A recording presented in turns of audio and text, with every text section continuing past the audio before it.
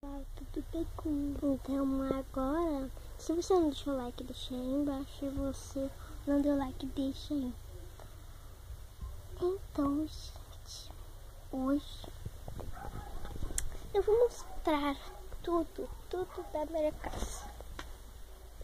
Eu tô aqui no meu quarto. Mas é o meu quarto. Aqui tá tudo. Aqui tá geladeira. Aqui tá geladeira. Aqui tá a pia. Tá a pia, né? Aqui o forgão. Aí, fogão aqui, né? Então, aqui é o armarinho onde tem as bolachas. Aqui onde tem as comidas. E aqui é meus fundos. Onde é que tem o meu colchão, meu brinquedo.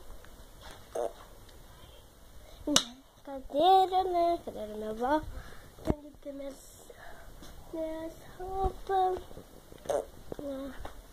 Minha bicicleta, onde é o cantinho, né? Onde tá a boneca da minha irmã. E aqui estão meus brinquedos. Tem mais algumas coisas para mostrar.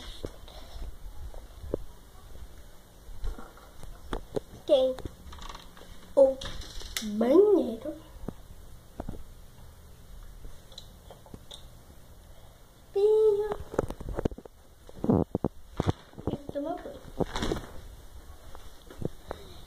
E fechando do banheiro, temos a mesa, quarto da minha avó, minha irmã deitada. Aqui onde fica a televisão da sala. Aqui é meus